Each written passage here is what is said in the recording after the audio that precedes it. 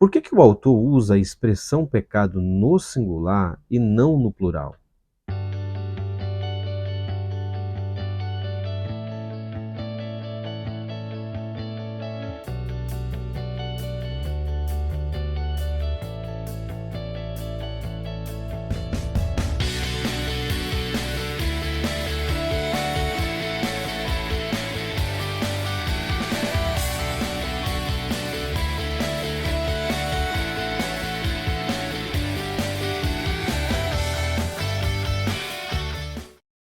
No dia seguinte, João viu Jesus aproximando-se e disse: Vejam, é o Cordeiro de Deus que tira o pecado do mundo.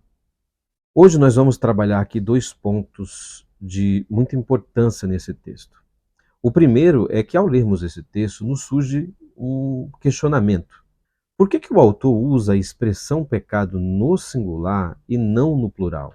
Podemos ter aqui a primeira compreensão de que o autor considera todos os pecados resumido em um único pecado. E a pergunta que nos fica aqui, que pecado que é esse?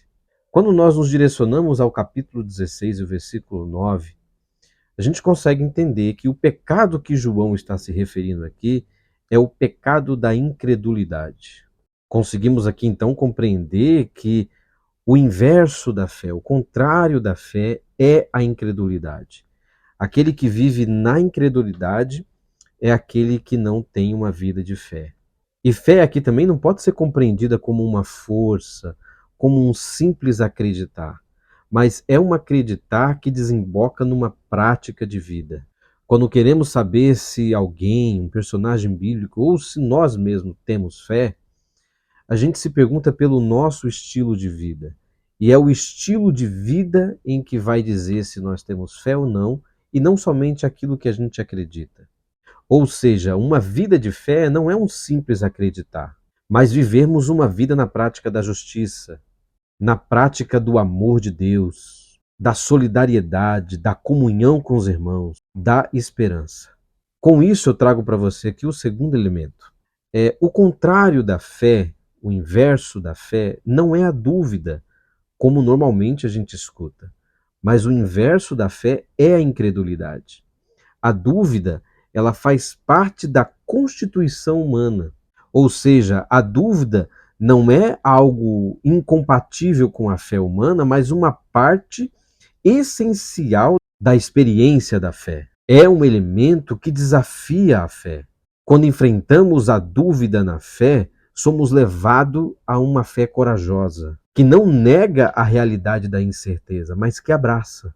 Fé não é uma aceitação cega de dogmas e doutrinas ou crenças. A dúvida é vista na fé como uma busca de significado, de sentido. É preciso também entender a dúvida aqui não simplesmente reduzida a uma parte intelectual, mas uma dúvida no sentido existencial. Quando essa dúvida ela reflete a tensão entre a finitude humana e a busca pelo infinito. A fé, então, não se torna uma negação da dúvida, mas uma resposta a ela, uma coragem de enfrentá-la. Uma fé que nunca enfrentou dúvidas é uma fé provavelmente muito frágil e superficial.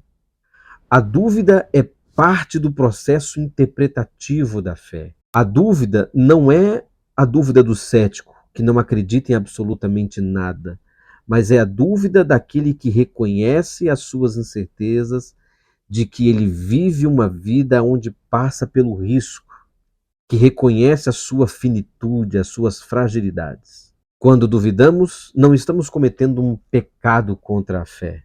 Estamos vivenciando uma realidade da nossa essência finita. O pecado, ele existe quando somos incrédulos. A incredulidade, sim, é uma negação da fé. Ao superarmos a incredulidade, podemos viver uma vida de fé, mesmo rodeado pela dúvida.